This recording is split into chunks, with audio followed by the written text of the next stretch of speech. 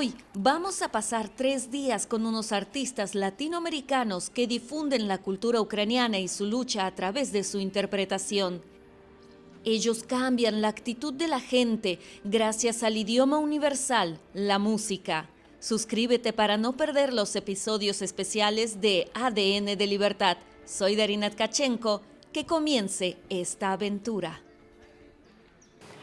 Hola amigos, por fin tenemos la oportunidad de hablar con Yanko y también hablar con Isa, que están aquí en Ucrania y por fin nos pudimos ver. Vamos a conocer sus historias y por qué tienen tanta relación con Ucrania y ese amor enorme que lo pueden demostrar a través de la música, la canción y de sus acciones. Síganos. Yanko, cuéntame, ¿cómo te sientes aquí en tu segunda patria? Absolutamente, ha sido increíble. Es decir, siempre que estoy lejos de Ucrania la extraño muchísimo desde que era pequeño y mucho más ahora. Llevaba desde el año 2017 sin venir como tal en forma. Pasé por, digamos, estuve 2 días, 3 días en octubre del 2022, pero fue algo muy rápido. Y realmente sentía la necesidad de venir acá por varias razones. Primero porque para mí es importantísimo estar acá, es un lugar donde me siento bien, donde me siento increíblemente bien acogido, bien recibido, donde me encanta la gente, la comida, los paisajes, donde me recuerda mi infancia, muchas cosas. También porque en estos tiempos de guerra sentía la necesidad de hacer un acto de presencia con la vocación que estamos llevando a cabo, que es la de la música. Tenemos una audiencia ucraniana importante y de esa forma quería hacer presencia acá para continuar con ese apoyo moral, emocional importante de la música y también mirar la forma de a través de ella recoger alguito de recursos para apoyar en esta situación. Isa, ¿cómo te recibió Ucrania? Wow, mira, Ucrania me viene recibiendo ya desde hace 2 años. Cada vez que nos encontramos con personas ucranianas, me he sentido acogida, aceptada, valorada. Es un pueblo maravilloso y para mí era como parte de mis sueños el venir para acá. Y cuando pisé Ucrania, de verdad, bueno, mi emoción empezó desde que tuve la visa. En Montenegro. Lo vimos. Estuve muy emocionada, decía, bueno, ya estoy más cerca y a pesar de la situación, yo decía, quiero ir para allá, quiero como agradecerle en persona a tantos comentarios en Facebook que nos dejan, sentía como esa necesidad, ¿no? Y bueno, me siento como en casa, de verdad. No me quiero ir, le he dicho a Yanko, no me quiero ir, pero bueno, toca. Bueno, la verdad que siempre digo a los extranjeros que llegan a Ucrania por primera vez que no hay cómo no enamorarse de Ucrania, No. que es algo imposible. Sí, es que acá en general el país es maravilloso. O sea, yo le decía, Europa es tan maravilloso, Ucrania está dentro de Europa, ¿no? Pero esta parte es poco conocida y de lo que la gente se está perdiendo. Una comida maravillosa, una música espectacular, la gente. No, pues totalmente de acuerdo. Yo no me quiero ir realmente de acá. Qué grato de estar aquí ahora con ustedes, qué grato de verles así, de verles sonreír. La verdad que cuando llega la gente a Ucrania y especialmente en estos tiempos tan difíciles de la guerra, se imaginan otra cosa. A veces tienen la falsa ilusión de que la guerra es solamente donde caen las bombas.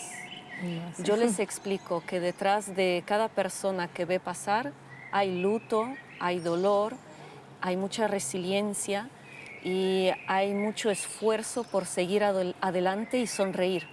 Así es. ¿Qué es lo que ves tú en tu primera impresión llegando a Ucrania? Mira, totalmente eso. Una de las cosas que le decía yo a mi familia es que en parte del pueblo ucraniano se me hace familiar al pueblo venezolano, que a pesar de que es otro tipo de guerra, el que mantengan esa sonrisa, digo, qué valientes. Para mí Sí, ha sido maravilloso cómo sonríen a pesar de las adversidades que están pasando, madres que quizás han perdido a sus hijos, a un familiar, y nos reciben con ese amor y esa emoción al escucharnos. Para mí es una enseñanza muy grande de valentía, de tener esas ganas, de a pesar de todo seguir adelante con la cara en alto. Sí, es muy motivador para mí. Genial. ¿Cómo es la historia de la formación de su grupo? Sí, el grupo se empezó a formar en 2018. En realidad yo desde muy niño tenía la inquietud y como el deseo de tocar en grupo, de tener un grupo musical, de ser una suerte de rockstar. Oh. Pero entonces, claro, me fui formando y todo el tema y digamos que en mi adolescencia tardía tenía el sueño y la fantasía de tener un grupo con el cual yo pudiera unir las dos músicas o los dos pueblos que tanto me apasionan y que tanto amo, que es el pueblo latinoamericano y ucraniano, y algo de música de Europa del Este que también me encanta, y poderlo unir y en un mismo grupo como mostrar y difundir este tipo de música. Y en el año 2018, de una manera muy espontánea, tomé la decisión de ir al sur de Colombia, que es una región que amo muchísimo, que me encanta. Ir al sur de Colombia y aventurarme un poco desde el sur de Colombia hacia el Ecuador, tocando donde fuera, en los espacios públicos, en el transporte, conciertos, donde sea, y como aventurarme un poco a explorar. Y de la universidad, 2 personas me acolitaron y me fueron cómplices y me acompañaron en ese O sea, viaje. fuiste así como hippie. Sí, algo por el estilo en realidad, Ajá. exacto, sí. Y digamos, el guitarrista de nuestro grupo, que es un músico fenomenal, a pesar de que su especialidad y su carrera no era la música, él es matemático, pero es un músico absolutamente, es un músico nato, absolutamente talentoso, que toca muchos instrumentos y la guitarra la toca muy bien, entonces hace toda la base y con él decidió valientemente acompañarme en esa aventura, y un compañero mío de la cátedra de flauta del Conservatorio de la Universidad Nacional también, que es de allá, es del departamento de Nariño, en Colombia, eso es al sur de Colombia. Él me dijo, bueno, lo recibo en mi casa, y tocamos un poco y vemos qué pasa más adelante. Efectivamente llegamos, allá empezamos a ensayar algo de música latinoamericana, algo de cumbia andina, que es un ritmo que nos gusta muchísimo, y de música andina en general. Y bueno, dijimos, bueno, sigamos adelante, vamos al Ecuador, sigamos a ver hasta dónde llegamos. Daniel, el flautista, decía, bueno, pero yo realmente ahorita no tengo dinero. Nosotros le dijimos, vamos y vemos qué hacemos.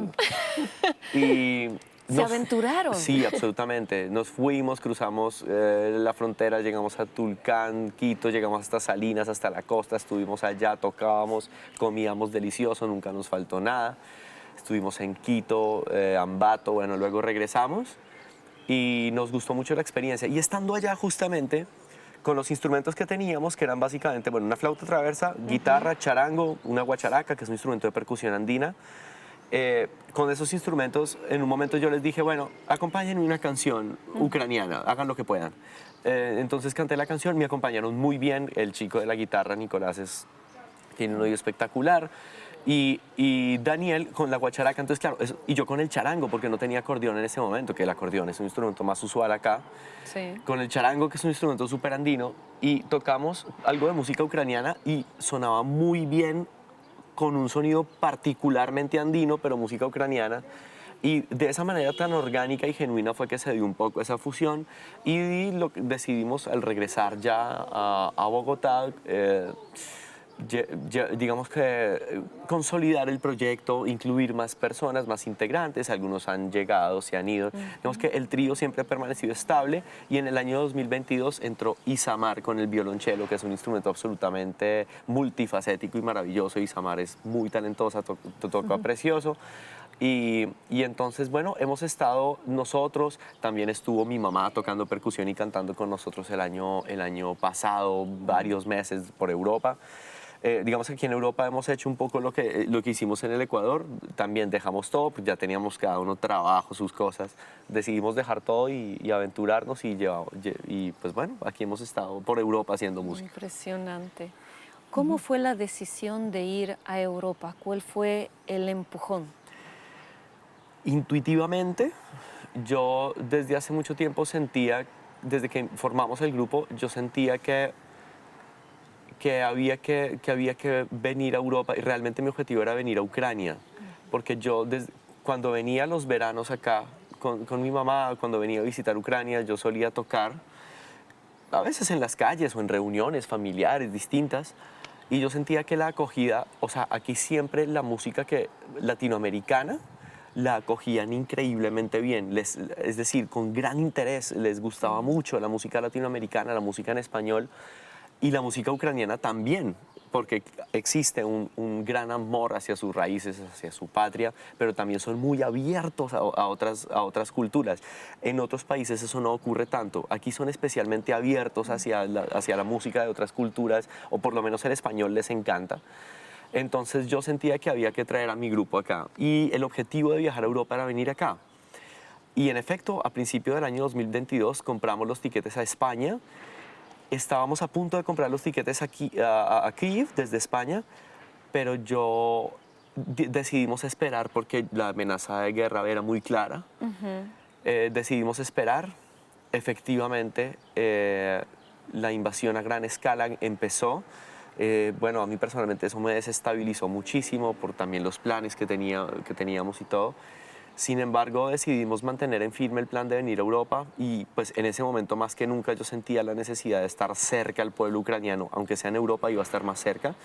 Y yo de hecho seguía con el objetivo de venir acá. Sin embargo, ya por cuestiones de seguridad era más difícil, no todo el grupo estaba dispuesto a hacerlo. Así que recorrimos varios países, estuvimos en España, Austria, República Checa, Francia, Polonia. Y cuando llegamos a Polonia, digamos, yo quería venir acá, los chicos definitivamente tomaron la decisión de no venir. Con Isamar y con otro de los integrantes entramos a Ucrania. El objetivo era desde Polonia, partimos hacia Rumania, pero con distintos caminos. Ajá. Los chicos se fueron sin atravesar Ucrania y nosotros por Ucrania, porque tenía la ilusión de por lo menos venir un poco, incluso tal vez tocar en la calle un poco o algo con los que estábamos. Sin embargo, justo cuando llegamos hubo un ataque masivo, eso fue el 10 de octubre, hubo un bombardeo masivo. Entonces, incluso en Lviv, donde estábamos, se bombardeó, bueno, sonaron las alarmas, se bombardeó la infraestructura eléctrica. Sí. Toda la ciudad quedó sin electricidad, sin comunicación. Fue un poco caótico, sobre todo para mí, que yo estaba encargado, digamos, yo como líder tengo un poco la responsabilidad de que todo salga bien. Entonces, y además mi familia no sabía que yo estaba en Ucrania, entonces si la cuestión se alargaba podía ser muy angustiante.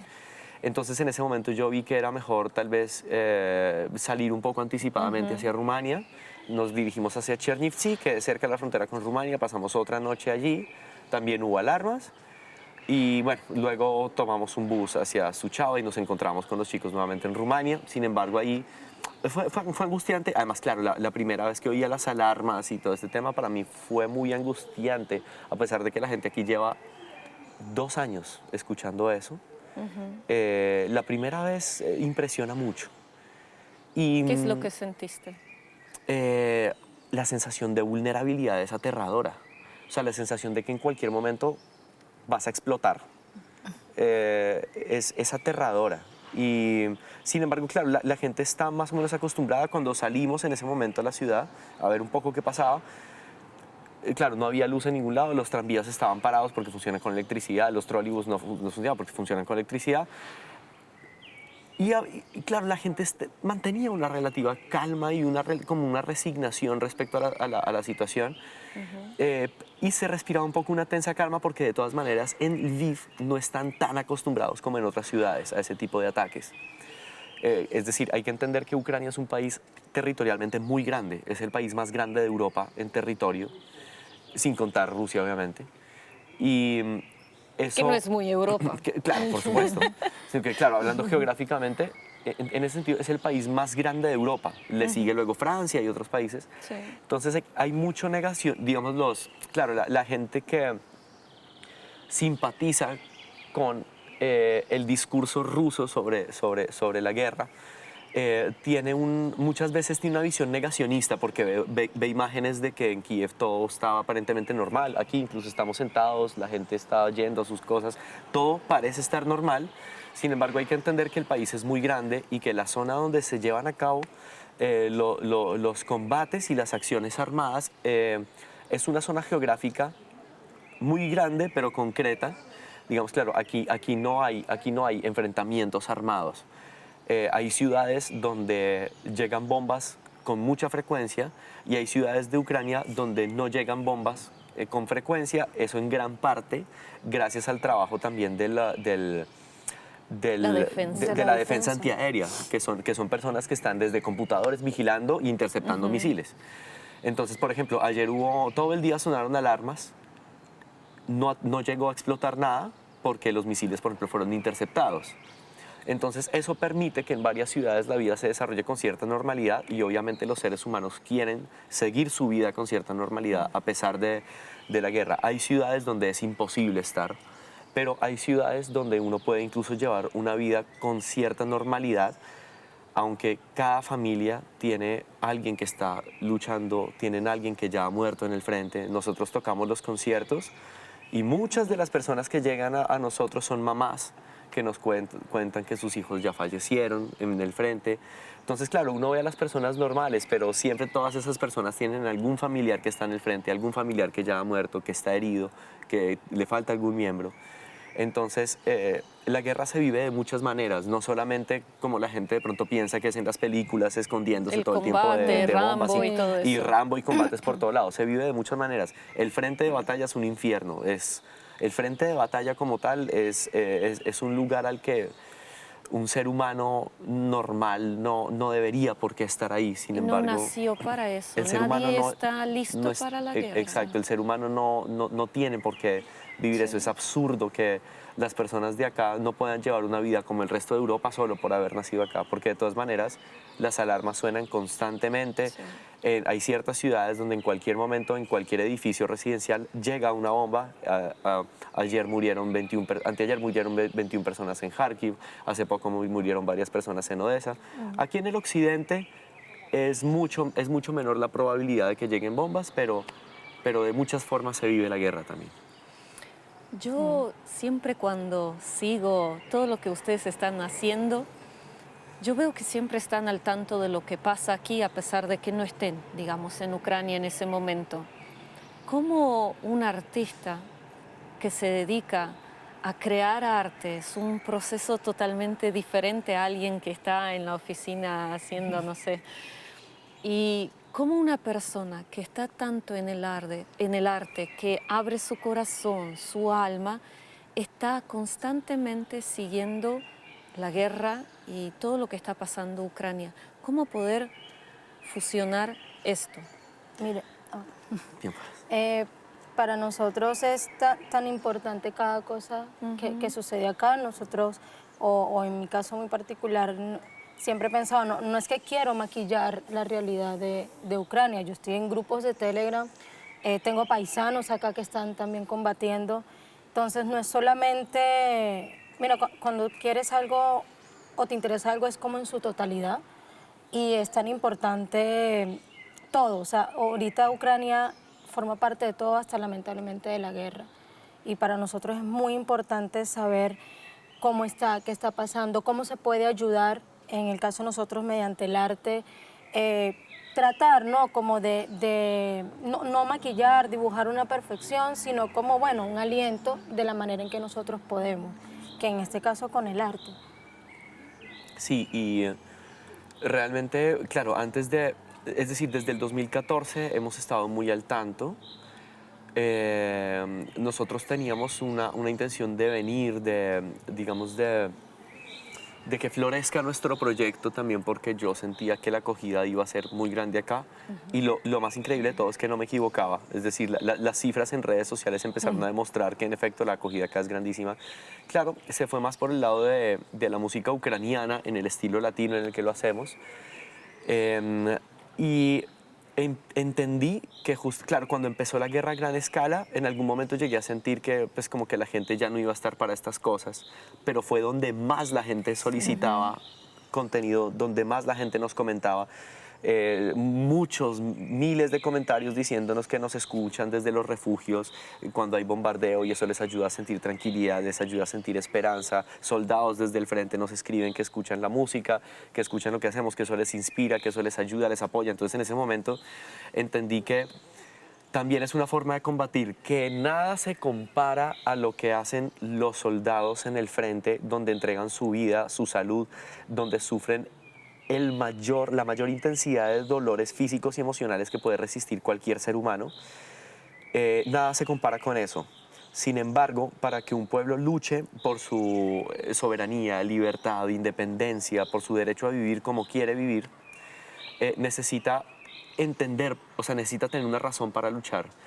Y defender su identidad y su cultura es una razón muy poderosa de por qué no dejarse asimilar por otra cultura. Si soy consciente de que tengo mi cultura, si la valoro y entiendo el significado y la riqueza cultural que tengo, estoy dispuesto a luchar por eso. Y la música es un medio muy poderoso para lograr eso. Y es el efecto que veo que estamos teniendo en muchas personas, en que no pierdan la esperanza, en decirles su identidad nacional y su cultura es maravillosa. Es una cultura que durante 400 años, por decretos de los zares rusos, por decretos de los gobernantes de la Unión Soviética, es una cultura que ha querido ser reprimida, opacada, tal como ocurre en cualquier colonización. El colonizador llega a una tierra y de forma violenta, cultural o de la forma que sea, política o la forma que sea, intenta sobreponer su cultura sobre la otra cultura. No por nada estamos hablando español y no muisca, quechua o aymara. Lo mismo ha querido pasar aquí en Ucrania, donde hubo una política de rusificación terrible, donde mucha gente habla ruso y no es porque aquí siempre haya habido rusos, porque mucha gente comenta, pero es que en el Donbass históricamente siempre ha habido rusos. Si eso fuera así, Fueron víctimas. Si eso fuera así, ¿por qué en las ciudades se habla ruso, pero en todas las áreas rurales del Donbass se habla ucraniano? Es porque eso se llevó a cabo a través de una política de migraciones masivas de rusos para que poblaran acá, de rusificaciones. La lengua ucraniana fue prohibida muchas veces durante la historia, se perseguía y se ejecutaba a quienes publicaban libros en ucraniano, música en ucraniano, medios de comunicación en ucraniano. Entonces, la gente no sabe eso, la gente cree que es Ucrania la que reprime a la población rusoparlante, cuando en realidad es exactamente al revés, incluso hoy. Incluso hasta hace unos años, donde en Kyiv éramos testigos de cómo alguien llegaba a hablar ucraniano y quienes hablaban ruso muchas veces, no siempre, pero muchas veces lo miraban mal, como algo como algo por debajo, porque fue una política colonialista que sembró Rusia. Durante años. Durante siglos. Sí. Incluso hoy en día hay regiones donde el ucraniano sigue siendo discriminado, mientras que el ruso jamás ha sido discriminado. Mi familia era rusoparlante por esa misma rusificación. La mía también. Nosotros siempre hemos hablado ruso en cualquier región de Ucrania, en Kyiv, la capital, aquí donde estamos, que es una región predominantemente ucraniano parlante. Nosotros veníamos a visitar Lviv, que es aquí a unos kilómetros. Y mi mamá y mi hermana siempre hablaban en ruso, mucha gente hablaba en ruso. Y existía el mito, ¿no? En Lviv no se puede hablar ruso, y es absolutamente falso. Falso. No hay ningún problema, ni siquiera hoy, o sea, ni siquiera hoy que hay una guerra a gran escala, ni siquiera hoy hay ningún problema si las personas hablan ruso. Lo que pasa es que, claro, cuando el gobierno implementa unas leyes que buscan proteger el idioma ucraniano, como que, mira, si quieres conseguir un trabajo, tienes que hablar ucraniano. Como en el mundo. Como en cualquier país del mundo. En el mundo. La propaganda rusa lo que hace es tomar eso y disfrazarlo de tal forma y manipularlo para decir, mira, en Ucrania prohíben el idioma ruso, pero en realidad no existe ninguna prohibición, no hay ninguna ley que te prohíba hablar ruso. Incluso las leyes más recientes que se han creado, que el servicio debe ser en ucraniano, incluso esa ley contempla que si el cliente pide que hables en ruso y tú tienes la capacidad, lo puedes hacer.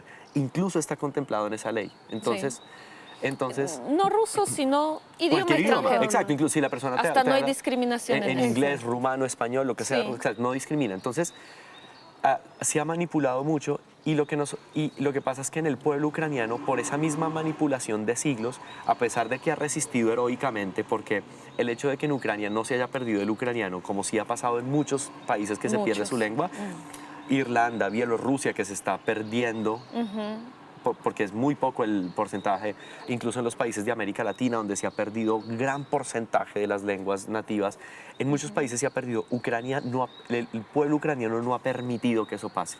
Sin embargo, sí hay un sector muy amplio de la población ucraniana que todavía no se atreve a dar el paso de hablar ucraniano por vergüenza, porque se sembró un complejo de inferioridad. Sí. Entonces, lo que nosotros hacemos a través de la música es inspirar a la gente a hablar ucraniano. Yo aprendí a hablar ucraniano, a mí jamás nadie me obligó y jamás nadie me presionó, jamás. Fue porque es tanto el amor que tengo por este lugar y tanto lo que me empezó a gustar el ucraniano por la música que yo escuchaba, que yo dije, qué idioma tan maravilloso, lo quiero aprender porque además la música me encantaba. Entonces, lo que yo hago lo que nosotros hacemos a través de la música ucraniana que tocamos acá, también es motivar a los mismos ucranianos a seguir en esa lucha cultural por preservar su identidad y su idioma.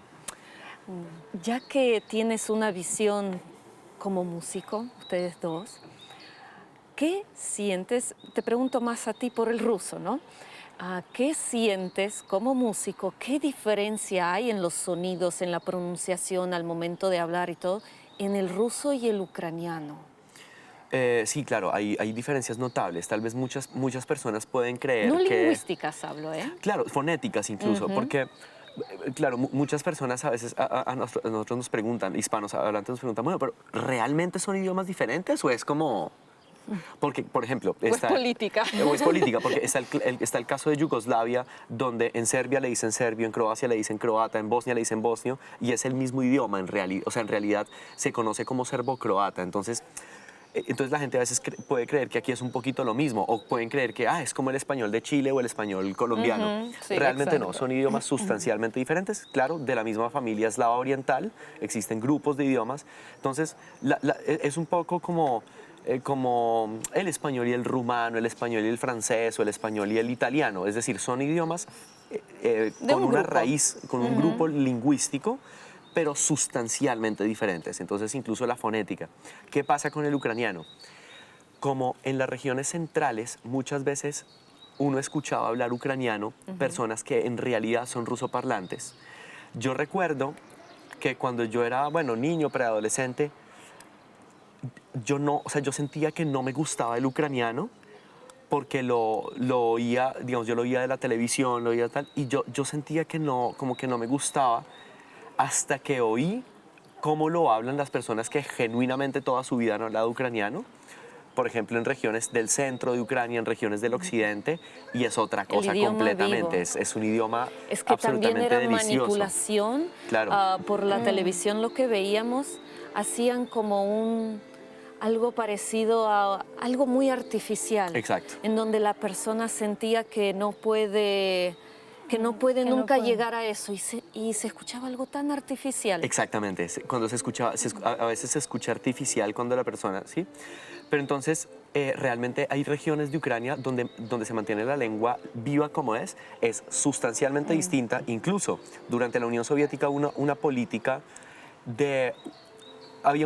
Existió una época donde la Unión Soviética impuso una suerte de política de preservación de las lenguas de cada país, pero en realidad lo que estaba disfrazando ahí era un proceso en el que el Estado intervino en la gramática de las lenguas. Es decir, en ciertas reglas gramaticales, incluso de vocabulario, y al ucraniano se le cambiaron muchísimas reglas gramaticales. Se simplificó, se le cambiaron varias formas en la construcción de las frases. y eso hace que como que rusificamos mucho el ucraniano, pero por eso el ucraniano de otras regiones, por ejemplo, el ucraniano de los Cárpatos, que no alcanzó a ser contaminado por eso, es una cosa deliciosa, es un idioma fantástico, tiene cosas parecidas un poco al eslovaco, tiene incluso cosas similares a los idiomas eslavos del sur en cómo se construyen las frases, en el verbo ser estar, que no se usa en el ruso, pero el ucraniano sí usa de cierta forma el verbo ser estar, parecido a como lo hacen en el serbio, o sea, es un idioma, es un ucraniano mucho más raizal y es un idioma absolutamente espectacular y me encanta. De hecho, por eso en el repertorio tratamos de incluir mucha música gutsul, mucha música rutena. Los rutenos son una población que habita en el occidente de Ucrania y que habla todavía ese ucraniano. Los ucranianos antes se les se les conocía como rutenos, exacto. Claro. Lastimosamente, a los ucranianos se les conocía como rutenos por allá por el siglo XVIII, pero lastimosamente esa rusificación hizo que se empezara a generar casi que una división conceptual entre lo que era ucraniano y ruteno, tristemente. Porque el ruteno conserva ese ucraniano de raíz absolutamente genuino, orgánico y delicioso. Entonces a mí me encanta cantar ese tipo fonéticamente. Tiene unos vocablos distintos, súper interesantes, sí. Delicioso, ¿verdad? Absolutamente. Pero nos fuimos para el lado lingüístico, que me complace por mi profesión, ¿eh? Pero, ¿y en el sonido? ¿Sientes esa diferencia al momento de pronunciar, no sé, un gracias en ruso pasiva y un yakuyu? Sí. ¿La voz te cambia cuando lo pronuncias? Absolutamente. Y de hecho, Eso Isamar, quiero. claro, como yo hablo ruso y ucraniano, para mí es a veces un poquito difícil verlo desde afuera, pero y con Isamar hemos hablado y creo que Isamar tiene una visión muy linda al respecto. A ver. Sí, a mí Interesante. el idioma ruso no me gusta, lo siento muy agresivo. Me doy cuenta, yo que no tengo pues de ningún lado como influencia. Una vez estábamos en Bulgaria y vienen dos personas y digo a la gente, uy, el ruso. O sea, Ella identifica muy claramente cuando se habla en ruso. Es tan distinto. Y hay personas, pero es igual, no es muy distinto. El ruso es un idioma muy agresivo. Es cortante, como ¿no? muy cortante, muy vulgar, no me gusta. El ucraniano, yo estoy aprendiendo a hablar ucraniano, es como más cantado, más sutil, sí, como más decente. El ruso es muy agresivo, como si yo me imagino, mira, para mí el ruso es imaginarme una persona con 3 botellas de licor diciendo grosería, escupiendo. Ahí ya tengo el Qué buena el discriminación. ruso. Ya, para ¿Y mí el ucraniano? No, es totalmente distinto. Es muy decente, es muy cantado y es muy lindo. Por eso le digo a Yanko que para mí es raro que en Ucrania mucha gente no hable ucraniano cuando es tan lindo, ¿no? Que es un idioma espectacular. El ruso sí, cuando escucho yo como que, yo le digo a Yanko, ay, no, es que no me gusta. Lo que pasa es que, claro, para que de pronto la audiencia no sienta que estamos, pues, digamos, discriminando por discriminar, hablando de la manera más objetiva posible, porque, digamos, claro, en el mundo hispano hay mucha gente que simpatiza con la cultura rusa y con el idioma, entonces, tratando de hablarlo desde un punto de vista muy imparcial, es válido que a una persona le guste cómo suena el ruso, que es una lengua con determinadas... Como el alemán, Claro, por ejemplo. Exactamente. Suena muy brusco, Hay ¿no? gente a la que le Exacto. gusta el alemán, hay gente a la que Sí. le gusta el ruso, es perfectamente válido. Lo que pasa es que, ¿qué es lo que pasa? El problema no es el idioma ruso como tal, el problema es lo que culturalmente Transmite. se ha hecho con el idioma ruso. Por ejemplo, en muchas repúblicas exsoviéticas, los países del Mar Báltico, Ucrania, Bielorrusia, Kazajstán, hay muchos países que no tienen insultos fuertes en su vocabulario, no los tienen. Bueno, ucraniano, sí. Existen insultos, Pero no. sin embargo no son muy fuertes. Entonces a veces utilizan los insultos rusos incluso Es porque que no es un tienen idioma... contexto sexual en el idioma Exactamente, ucraniano. exactamente. Pero sí, el ruso por cuestiones culturales es un idioma que ha adquirido mucha connotación incluso vulgar en la forma de comunicarse y una connotación realmente agresiva en la forma de hablar, incluso un poco cotidiana, es decir, es un idioma un poquito agreste, cotidianamente, incluso si no se insulta. El ucraniano es un idioma mucho más efectivamente como tranquilo, sutil. En cuanto fonéticamente, a mí me encanta el ucraniano. tiene vocablos un poco más cercanos hacia las lenguas latinas que el ruso. Tiene, sí, hay Sonidos blandos. tiene sonidos, Exacto. sonidos blandos, sonidos neutrales. Sí, es un idioma bellísimo realmente, muy bello. Hermoso. Shevchenko es nuestro símbolo, es el símbolo de la resistencia, del sentimiento ucraniano, es nuestro máximo representante. ¿Y qué es lo que a ti te causa cuando tú escuchas sobre Taras Shevchenko? Bueno, lo primero que quiero aclarar para evitar confusiones es que no nos referimos al futbolista, que también es una proeza, sino al escritor Taras Shevchenko, que es realmente un símbolo en Ucrania de resistencia. En aquellas épocas, aún cuando el Imperio ruso, a través del arte precisamente y de la literatura ponía resistencia, y es tan fuerte y tan efectiva esa resistencia que eso contribuye a que hoy se siga preservando la identidad. Y bueno, hay unas frases maravillosas, muy sencillas, muy famosas, pero maravillosas, que resumen qué significa resistir y qué significa reconocerse como nación. Boritesia poborete. Luchen y ganarán. Luchen y llegarán a su objetivo. Hay que luchar. Y hay una frase que me encanta, pero no recuerdo si la sé decir bien en ucraniano, pero es «Чужого навчайтеся і свого не цурайтеся», que es, y es una frase que resume lo que yo decía de cómo aquí en Ucrania aman a su país, pero también son tan abiertos a recibir otras cosas, y es: conózcan lo de afuera y no se olviden de lo de ustedes. Importantes ambas cosas, me encantan esas dos frases. Es verdad, y cuánto nos representa y representa lo que estás haciendo. Absolutamente, absolutamente. En aquella época del romanticismo y del nacionalismo en las artes, tanto en la música como en la literatura, porque paralelamente a Taras Shevchenko, que hay incluso un video absolutamente increíble, real y de un significado simbólico, que es cuando las tropas ucranianas liberaron una de las ciudades de la ocupación. Eso Sí. fue en el 2022 incluso. En una valla inmensa había una publicidad de Rusia, como que somos Rusia, nuevamente Rusia, etc. O sea, ellos habían entrado. Claro, y habían puesto como una valla con la bandera rusa, etc. En ese momento los soldados empezaron a quitarla, y justamente detrás había un escrito de Taras Shevchenko absolutamente patriótico.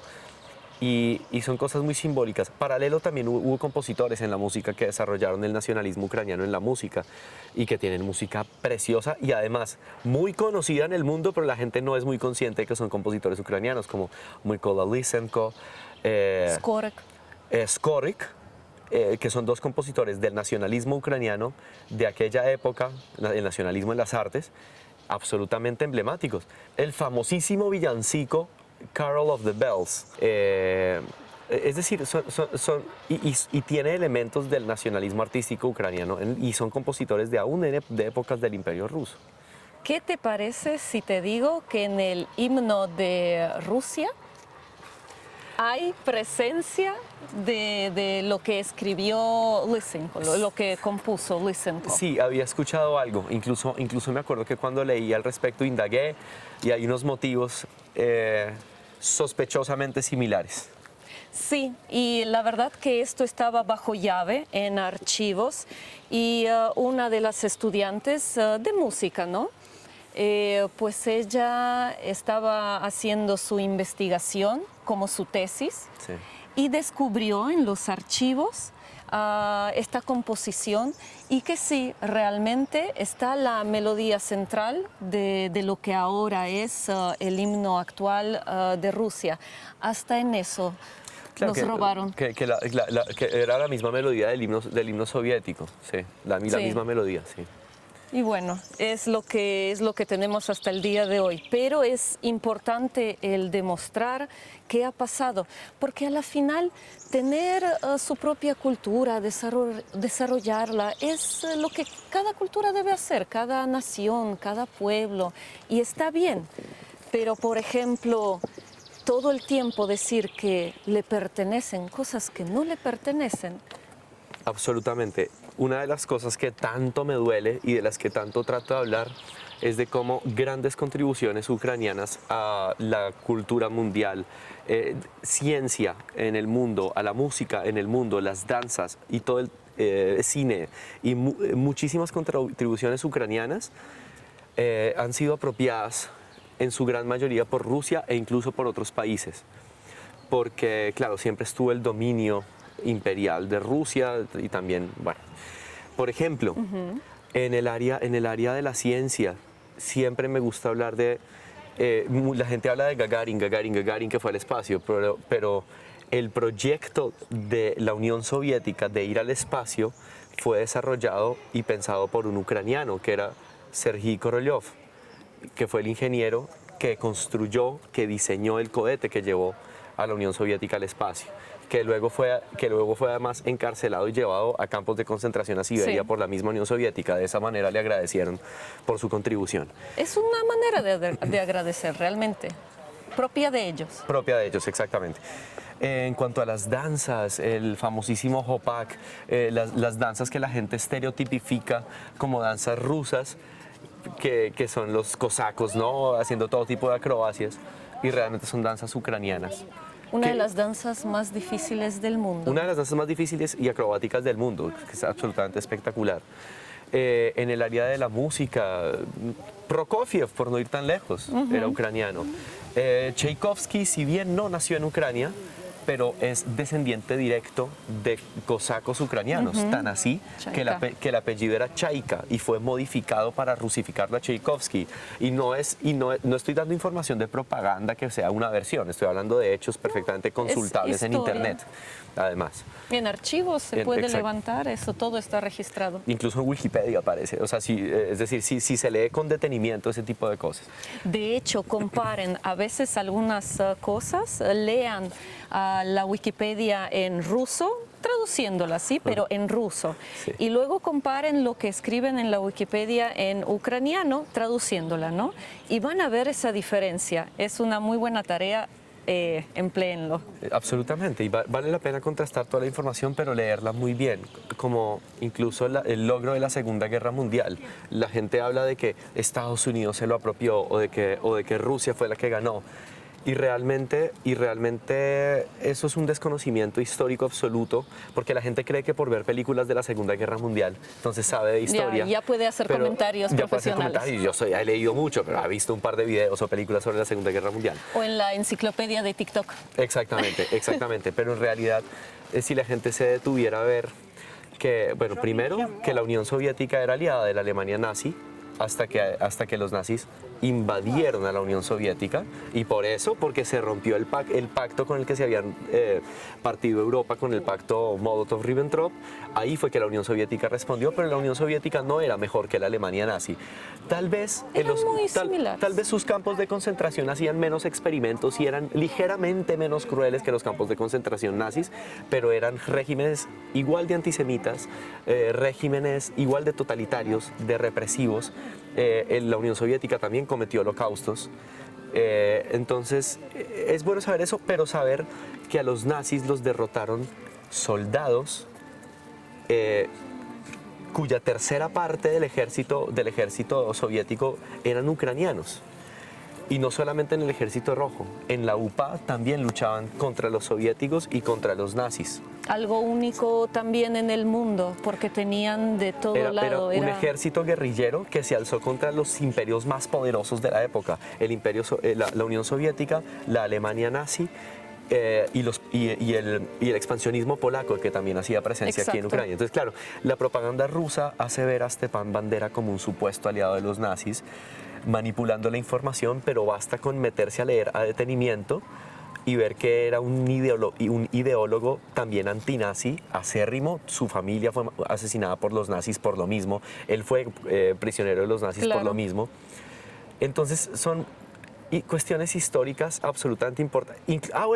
Y la otra parte son los logros ucranianos, que si bien no se ha apropiado Rusia, se diluyen como americanos, porque muchos ucranianos emigraban, se hacían ciudadanos americanos construían cosas importantísimas y claro, se tomaban como algo americano, no porque los americanos se lo apropien, sino porque, bueno, así era la situación, como por ejemplo los helicópteros Sikorsky, los aviones más grandes del mundo, los Antonov, que eran ucranianos, pero claro, en tiempos de la Unión Soviética.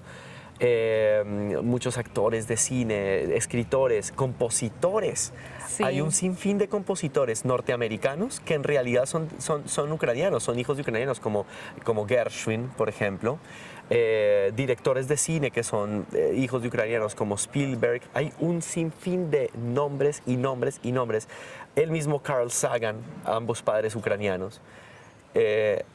Muchos nombres de personalidades y es algo que yo trato de difundir al máximo posible.